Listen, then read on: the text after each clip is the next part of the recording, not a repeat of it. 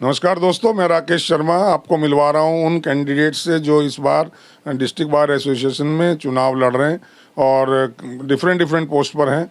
आज मैं पटियाला हाउस में हूं और यहां प्रेसिडेंट की पोस्ट पर कंटेस्ट कर रहे हैं एडवोकेट अरविंद सिंह जी। अरविंद सिंह जी मेरे साथ हैं, मैं आपकी उनसे बातचीत कराऊंगा रूबरू। अरविंद सिंह जी, बहुत बहुत स्वागत है आपका। मैं थोड़ा सा परिचय दे दूं कि आपका जन्म 1968 में यूपी के बरेली में हुआ। इनकी जो प्राइमरी एजुकेशन है वहीं हुई, इन्होंने ग्रेजुएशन भी बरेली से किया और लॉ भी इन्होंने जो है बरेली कॉलेज बरेली से ही किया। उसके बाद LLM इन्होंने रोहिलखंड यूनिवर्सिटी से किया और 92 में इन्होंने अपनी प्रैक्टिस स्टार्ट की और 2000 के आसपास में आकर के आ गए दिल्ली और दिल्ली में आकर के इन्होंने पटियाला हाउस कोर्ट में अपनी प्रैक्टिस शुरू की। लगभग 24 साल से 25 साल से ये यहाँ पटियाला हाउस कोर्ट में है और पिछले मैं कहूँ 32 साल की प्रैक्टिस में इन्होंने पहले कोई इलेक्शन नहीं लड़ा है। इस बार पहली बार प्रेसिडेंट की पोस्ट पर यहाँ आ रहे हैं और कुछ चीज़ों के लिए आ रहे हैं, कुछ विज़न के साथ आ रहे हैं, कुछ थॉट्स हैं इनकी, ये कुछ करना चाहते हैं। क्या करना चाहते हैं इन्हीं की ज़बानी जानेंगे। अरविंद जी, मैं आपके पास आ रहा हूँ एक सवाल के साथ। आप 32 साल बाद इस चुनावी समर में उतरे हैं, तो ऐसा क्या आप करना चाहते हैं? क्यों आप इस चुनावी समर में उतरे हैं? क्या रीजंस हैं इस बात के? पहले तो उसको बताएं। मैं एक प्रैक्टिसिंग लॉयर रहा लगातार और मैं ट्रायल कोर्ट से लेके सुप्रीम कोर्ट तक सारे केसेस स्वयं करता हूँ। कई रिपोर्टेड जजमेंट्स हैं सुप्रीम कोर्ट के, हाई कोर्ट के भी। यहाँ 32 साल बाद अचानक चुनाव लड़ने का जो मन बनाया मैंने, वो यहाँ की स्थिति को देखते हुए बनाया और अधिवक्ताओं की जो स्थिति दिन पर दिन खराब होती जा रही है, इस नज़रिए से कि जुडिशरी और गवर्नमेंट दोनों के दोनों अधिवक्ताओं पर दबाव बना रहे हैं और अधिवक्ता अपनी बात को निष्पक्ष रूप से नहीं रख पा रहा है। जो पिछली एग्जीक्यूटिव्स रही हैं हमारी, अपनी जब मैं अपनी बार की बात करूं, उनसे जनरल वोटर असंतुष्ट है, मेंबर असंतुष्ट है, उसकी कार्यकारिणी से असंतुष्ट है क्योंकि जवाबदेही नहीं है।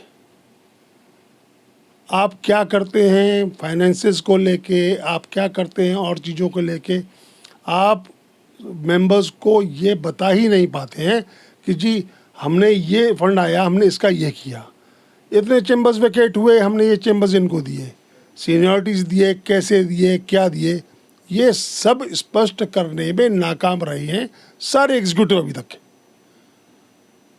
पीछे रीजन क्या मानते? इसके पीछे सीधा भाई भतीजावाद का रीजन है। आप अपने सगों को मित्र हो चाहे आपके सपोर्टर्स हो। करप्शन भी है कहीं इसमें? देखिए, कोई एविडेंस तो नहीं है इस बात का, पर इसमें कोई शक नहीं है कि बहुत सारे चेम्बर्स ऐसे अलॉट किए गए जो उन लोगों को अलॉट कर दिए गए जो सीनियरिटी में नहीं थे और वो ना उनके सपोर्टर थे और ना उनके भाई भतीजे थे। तो ऑब्वियसली अगर उनको किसी को ओबलाइज किया जा रहा है तो उसके पीछे कोई ना कोई पर्पस तो होगा ही, इसमें तो कोई शक ही नहीं है। There is no doubt about it. अब क्या पर्पस है, ये हर एक चेंबर के अलॉटमेंट में आप उठा के देखेंगे, आपको समझ में आ जाएगा। तो आप इसमें ट्रांसपेरेंसी लाना चाहते हैं अलॉटमेंट ऑफ चैम्बर्स और फंड्स में? सर, सब चीज़ में ट्रांसपेरेंसी। आप हर 3 महीने में या 4 महीने में क्यों नहीं एक लिस्ट पब्लिश कर सकते कि जी हमारे यहाँ इतने चेंबर्स वेकेट हो गए, और एक सीनियरिटी लिस्ट क्यों नहीं बना सकते हैं आप कि ये लोग एंटाइटल्ड हैं चेंबर्स के लिए, और उनमें आप क्यों नहीं एक डिवीजन ला सकते कि भाई जूनियर्स के लिए हम एक ये प्रावधान कर रहे हैं और जो सीनियर्स हैं उनके लिए एक ये प्रावधान कर रहे हैं। ये तो एक मुद्दा हुआ। अब मैं आपका विजन जानना चाहूँ कि आप अगर आते हैं तो क्या करना चाहेंगे सबसे पहले बार में आने के बाद? मैं बार में आने के बाद सबसे पहले तो ट्रांसपेरेंसी ही लाऊंगा, इसमें कोई शक नहीं है। अब ट्रांसपेरेंसी लाने के बाद मेरी ड्यूटी है ये देखना कि my lawyers who are practicing here are given due respect by the judiciary and vice versa. Of course मैं ये भी चाहूँगा कि लॉयर्स भी जुडिशरी की रिस्पेक्ट करें। मैं इस बात के बहुत खिलाफ हूँ कि any executive which comes and which has got an attitude of pleasing, देखिए रिस्पेक्ट और प्लीजिंग ना दोनों अलग अलग वर्ड्स हैं। बहुत जीना सा एक पर्दा है दोनों के बीच। पर्दा है, पर सर रिस्पेक्ट देना अलग चीज़ है, किसी को प्लीज करना अलग चीज़ है। तो we should be giving respect but ये प्लीजिंग वाली थ्योरी बिल्कुल ख़त्म होनी चाहिए, because we are not here to please, we are here to get justice to our clients. और लेकिन अरविंद जी ऐसा सिनेरियो बना दिया गया है कि प्लीज करने से, या मैं बहुत दूसरे शब्द में कहूँ बटरिंग करने से कुछ इंटरेस्ट गेन होता है, कुछ ना कुछ फेवर लेने की इच्छा रहती है, खास तौर से लीडर्स में। और लीडर बनने से पहले सब इसी तरह की बात करते हैं, बट अनफॉर्चुनेटली जैसे ही लीडर बनते हैं कहीं ना कहीं वो प्लीजिंग वाली टेंडेंसी, वो वायरस आ जाता है। ऐसा अगर अरविंद जी आते हैं तो उनमें नहीं आएगा क्या? सर मैं बहुत आज आपके माध्यम से भी कह रहा हूँ, और इस इंटरव्यू को ऑब्वियसली आज से 2 साल बाद भी कोई देख सकता है, 1 साल बाद भी देख सकता है, और इलेक्शन के बाद भी देख सकता है। अगर मैं इलेक्शन जीतता हूँ तो ये स्पष्ट है कि ये प्लीजिंग बिल्कुल ख़त्म कर दी जाएगी। और क्या मुद्दे रहेंगे आपके? मेन 2-4 मुद्दे बताएं। और जो मेन मुद्दे हैं, देखिए, लोग कहेंगे यंगस्टर्स आ रहे हैं, उनके पास बैठने की जगह नहीं है, यंगस्टर्स के लिए एडिक्वेट रिन्यूमरेशन नहीं मिलता है वकीलों से, सीनियर से, इस तरह के सवाल भी हैं। और अब मैं अगर ये कह दूं कि जी नहीं, मैं सब वकीलों को रिन्यूमरेशन दिला दूंगा या सारे वकीलों को बैठने का इंतजाम करा दूंगा, तो ये जो कोई बोलेगा वो झूठ ही बोल रहा है। नहीं तो सच क्या बोलना चाहते हैं? सच ये है कि हमें उस तरफ प्रयास करना पड़ेगा, और उस प्रयास में जब तक हाई कोर्ट से हमें प्रॉपर जगह नहीं मिलती, जैसे हमारे पटियाला हाउस के लिए था, ये पहले पुलिस कॉलोनी में हमारे चेम्बर्स बनने थे। इस बात काफ़ी दिनों से ये बात चलती आ रही है, और आज तक ये ऐसी ऐसी अधर में अटकी हुई है। तो अगर हमको एक्स्ट्रा स्पेस मिलेगा तभी तो हम कुछ करेंगे। अब एक्स्ट्रा स्पेस हमें मिला नहीं, और हम अभी से वादा कर दें कि हम सबको बैठने का इंतजाम कर देंगे, आप कहाँ कर देंगे इंतजाम? तो ऑब्वियसली मैं इसके लिए वर्क करूँगा कि हमें एक्स्ट्रा स्पेस मिले, चाहे वहाँ चेम्बर्स बने और चाहे वहाँ बैठने के लिए स्पेस मिले। पर इन एनी केस जितने मेंबर्स हैं, खास तौर से I will make it very specific, who have opted to vote for Patiala House must get a space to sit. There is no doubt about it.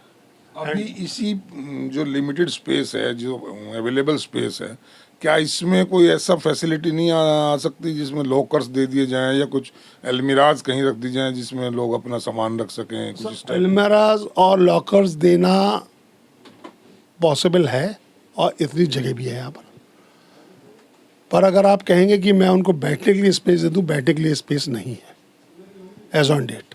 अब जहाँ तक रहेगी कि अगर कोई क्लाइंट को एंटरटेन करना चाहता है अपने चेम्बर में, तो हमारी लाइब्रेरी में कुछ चेम्बर्स बने हुए हैं जहाँ पर लोग एंटरटेन करते हैं। उन चेम्बर्स की संख्या बढ़ाई जा सकती है। हाँ, वो जो चार्जेबल उन्होंने कर रखा है वो गलत है।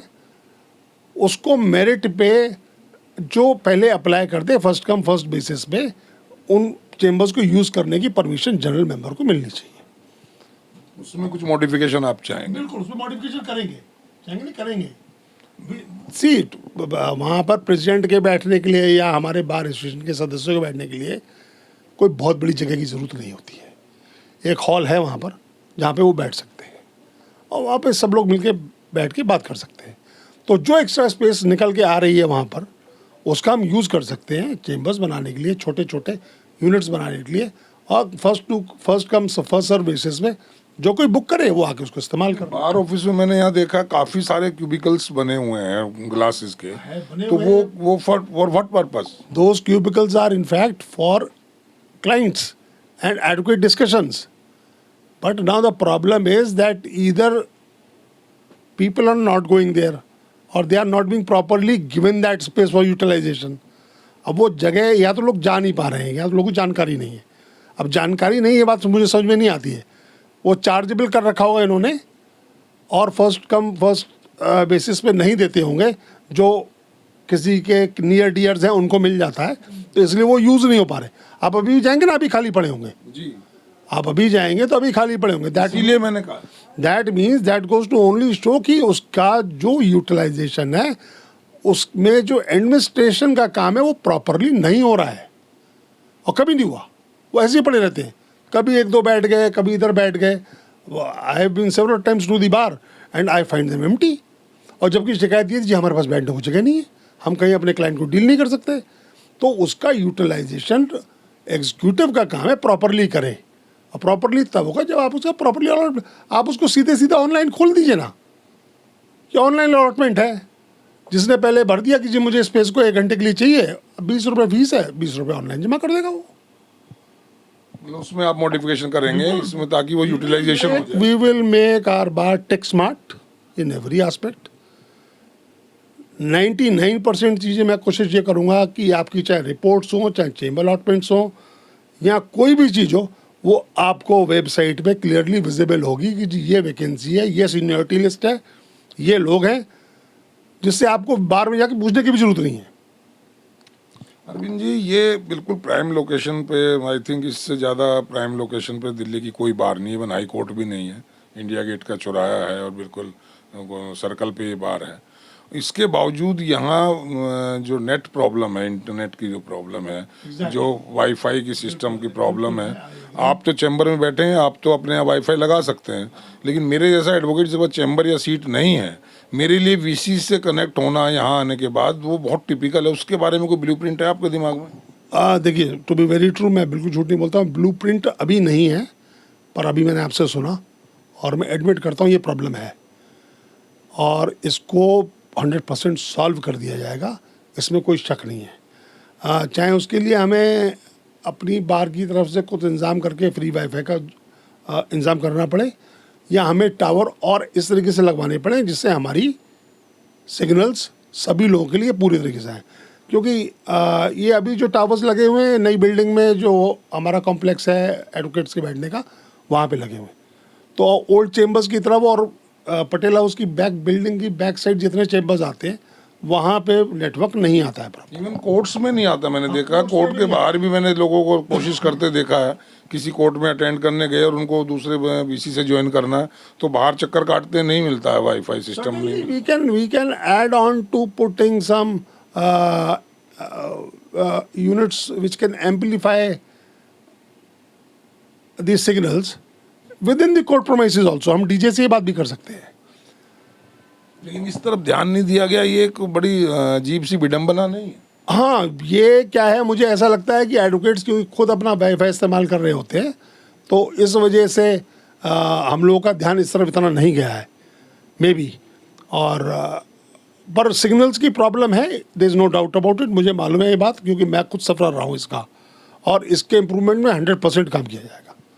एक और बात है कि आपकी सीट पर 4-5 लोग और भी आ रहे हैं, और माना जाता है कि बड़े दिग्गज हैं, राजनीति के खिलाड़ी हैं, पहले भी पोस्टों पे रह चुके हैं और माहिर हैं, मैं कह सकता हूँ कि यहाँ की वकीलों की राजनीति करने में, और आप फर्स्ट टाइम यहाँ कूदे हैं इस समर में, तो कैसे उन लोगों को कम्पीट कर पाएंगे? आपके पास ऐसा क्या स्पेशलिटी है जो आप उन दिग्गजों को मतलब परास्त करके और ये सीट ले पाएँ? देखिए, मैं आपसे सिर्फ एक ही बात कहूँगा, मैं यहाँ राजनीति करने नहीं आया हूँ। मैं अगर इलेक्शन लड़ रहा हूँ तो राजनीति करने के लिए नहीं लड़ रहा हूँ। हाँ, ये सही है कि जो और कॉम्पिटिटर्स हैं मेरे, कोई 12 साल से, कोई 14 साल से चुनाव लड़ रहा है, कोई 4-4 बार अपनी पोस्ट पे रह चुका है, वो चुनाव लड़ रहा है, और कई लोग भी प्रयासरत हैं। कुछ लोग अपने नाम के लिए चुनाव लड़ते हैं या अपना काम बढ़ाने के लिए चुनाव लड़ते हैं। मैं ना अपने नाम के लिए चुनाव लड़ रहा हूँ, ना अपना काम बढ़ाने के लिए चुनाव लड़ रहा हूँ। मैं सिर्फ चुनाव से लड़ रहा हूँ जिससे जो यहाँ पर मिसमैनेजमेंट हो रखा है पटेल हाउस बार एसोसिएशन में, न्यू दिल्ली बार एसोसिएशन, इसको ख़त्म किया जाए बिल्कुल, और इसको इतना ट्रांसपेरेंट कर दिया जाए कि आगे से जो कोई एग्जीक्यूटिव आएगी उसके पास कोई चारा नहीं रहेगा ट्रांसपेरेंसी के अलावा। Once I put everything on the net. चलिए, वो तो आप नेट पे कर देंगे, लेकिन नेट पे पार्किंग नहीं हो सकती है, जो सबसे बड़ी एक ज्वलंत समस्या है, वो है यहाँ की पार्किंग की। सुबह हम भी आते हैं कई बार, तो गाड़ियाँ बहुत दूर दूर तक खड़ी करनी पड़ती हैं, और वो लावारिस रूप से गाड़ी करनी पड़ती हैं, कहीं भी साइड में लगता पुलिस वाले ना ले जाएं। इसके बारे में कोई सोच है, कोई इस तरह का प्लानिंग दिमाग में? बिल्कुल पूरी प्लानिंग है इस बारे में मेरी दिमाग में। ये नई बिल्डिंग से बिल्कुल पीछे जो लेन जाती है और सीधे निकलती है दूसरी साइड जाके, जिसमें गाड़ियां खड़ी करते हैं हम दोनों साइड्स। इस लेन का यूटिलाइजेशन 90% जो है वो पटेल हाउस के एडवोकेट से लिटिगेंसी करते हैं। स्कूल है बराबर में, उसका गेट दूसरी तरफ है, एक गेट को छोड़ के बाकी और सब उधर ही खुलता है। तो मेरे दिमाग में ये बिल्कुल है कि मैं एनडीएमसी से बात करके इस रोड पर कुछ स्ट्रेच पर मल्टी स्टोरेज पार्किंग लिफ्ट वाली लगवाने का प्रयास करूंगा, जिससे सड़क के किनारे दोनों साइड डबल पार्किंग हो सके, एक नीचे एक ऊपर कम से कम। अरविंद जी, एक बात बड़ी अजीब गरीब है, मुझे आपके बारे में पता लगा। आपके फादर साहब एडवोकेट हैं और वो बरेली बार एसोसिएशन के प्रेसिडेंट भी रहे। तो ये जो मैं कहूँ अगर साफ साफ की राजनीति का वायरस तो पेरेंटल आपके पास हेरिडिटी है, इसके बावजूद 32 साल आप खामोश बैठे रहे और इलेक्शन नहीं लड़े। इस पॉलिटिकल वायरस को जो है, इसको कैसे आपने दबा के रखा अभी तक? मैं आपको बताऊं, मेरे फादर भी करीब 30 साल की प्रैक्टिस के बाद या 28 साल की प्रैक्टिस के बाद पहले इलेक्शन लड़े थे और पहली बार में ही जीते थे, और उसके बाद उन्होंने दोबारा आज तक कोई इलेक्शन नहीं लड़ा। और बरेली बार एसोसिएशन में इतिहास है कि जो सुधार उन्होंने कर दिया वहाँ पर, ख़ासतौर से ट्रांसपेरेंसी को लेके, उस ज़माने में जब ये सब हाईटेक नहीं था, वो मिसाल है। तो लोग उम्मीद करें कि वही मिसाल उनके जो सुपुत्र हैं अरविंद जी, वो भी मिसाल कायम करेंगे। सर बिल्कुल, मैं आया भी उसी एम से हूँ। उन्होंने भी एक बार प्रेसिडेंट बनने के बाद दोबारा चुनाव नहीं लड़ा और इत्तेफाक और उनका स्टेटस ऐसा रहा कि वो पहले इलेक्शन में ही जीत गए। उससे पहले वो एक छोटी सी हमारी बार एसोसिएशन थी, सेंट्रल बार एसोसिएशन की, उसके निर्विरोध अध्यक्ष रहे 20 साल कम से कम। पर बरेली बार एसोसिएशन का चुनाव उन्होंने एक बार लड़ा प्रधान का और जीते। उसके बाद से उन्होंने कभी कोई चुनाव नहीं लड़ा। मन खट्टा हो गया या नहीं, उसके बाद उनके जो मित्र थे, हमेशा उनका जो आइडियोलॉजी थी, मैं आपको बता दूं, वो कह रहे मैं एक बार रह लिया, अब और एडवोकेट्स हैं, उनको आना चाहिए, they should also do some work, not like this place कि एक ही आदमी बार बार आए, बार बार आए। ये सोशल सर्विस है। और मुझे खूब याद है उनकी जो मित्र मंडली थी करीब 10-12 एडवोकेट्स की, वो लगातार उनके वर्क के बाद एक एक करके उनके 10-12 मित्र सारे प्रधान बनते गए और वो अपना अपना काम करते गए बरेली बार एसोसिएशन। और उसके बाद से फिर खैर मैं भी दिल्ली आ गया, 1996 में मैं दिल्ली आ गया था और मैंने यहाँ आकर पहले तो PKT एडवोकेट थे, अभी सीनियर एडवोकेट सुप्रीम कोर्ट, उनकी डेथ हो गई, is no more, he was my first senior. Then after I joint Kamini Jaiswal advocate supreme court 43 chamber. तो उसके बाद जब मैं इंडिपेंडेंट हुआ तो वहाँ जगह नहीं थी, तो मैं यहाँ आया। पर क्योंकि मेरा ट्रायल कोर्ट में बहुत इंटरेस्ट था, तो इसलिए मैंने ट्रायल कोर्ट का काम यहाँ पर शुरू किया पटियाला हाउस में 1999 से। तो सुन रहे हैं दोस्तों, ये अरविंद सिंह जी हैं, अपनी बातें बड़ी बेबाकी से आपके सामने कर रहे हैं। और अब मैं कुछ लम्हों के लिए आपके और इनके बीच से हट जाता हूं, माइक इनको देता हूं। ये अपने शब्दों में आपसे अपील करेंगे अपने वोट लेने के लिए या आपका सपोर्ट लेने के लिए। तो आप सुनिए क्या कहते हैं। अरविंद जी, माइक आपका। Respected seniors, my colleagues and young advocates, my brothers, मैं आपसे सिर्फ एक ही बात कहूँगा कि आज हमारे समाज में, अधिवक्ता समाज में, जो जिस चीज़ की सबसे ज़्यादा ज़रूरत है वो है रिस्पेक्ट की, और रिस्पेक्ट हमने खुद बनानी पड़ेगी। और रिस्पेक्ट को बनाने के लिए बहुत ज़रूरी है कि हमारा रिप्रेजेंटेटिव जो कोई भी आए वो बेबाक हो, प्रैक्टिसिंग एडवोकेट हो और जुडिशरी हो चाहे गवर्नमेंट हो, वहाँ पर आपके पक्ष को रख सके, बोल सके, बेबाक होके बोल सके, बिना डरे बोल सके। ये प्लीजिंग की जो पॉलिसी है जो आप लगातार देखते आ रहे हैं, ये ख़त्म होना बहुत ज़रूरी है। और बाकी मैंने बहुत सारी बातें शर्मा जी को बताई जो मेरे मन में थी, उन सबको भी आप मेरी तरफ से प्रार्थना समझिए कि वो मैं करूँगा। Please vote for me and I will bring the change which we require. Thank you very much. तो ये थी अरविंद जी की तरफ से अपील। दोस्तों, नाउ आप लोग जो इस पोस्ट पर दूसरे कैंडिडेट हैं वो भी मैं कोशिश करूंगा उनसे बात हो जाए और आप उसके सामने रूबरू हों। अगर नहीं भी हो पाती है तो आप उनसे पूछ सकते हैं कुछ बातें। लेकिन इस चैनल का और मेरा जो मकसद है वो यही है कि आप जिस भी कैंडिडेट को सपोर्ट करें, किसी भी कैंडिडेट को सपोर्ट करें, ये आपका निजी मामला है। लेकिन वोट करने से पहले उसको तोल लीजिएगा, उसको भांप लीजिएगा, उसको कंपेयर कर लीजिएगा अदर कैंडिडेट से कि कौन आपके लिए बेटर है। मैं ये नहीं कहता कि कल कौन बदलेगा या कल कौन नहीं बदलेगा, कल कौन अपने कमिटमेंट्स पे खरा उतरेगा, कौन चेंज हो जाएगा, लेकिन आज क्या उनका विज़न है, क्या उनका डेडिकेशन है, क्या उनके द्वारा किए गए काम है, ये आपने देखने हैं। पॉलिटिक्स से बचना है, हमें पॉलिटिकल लीडर नहीं चाहिए, हमें अपने रिप्रेजेंटेटिव चाहिए दोस्तों।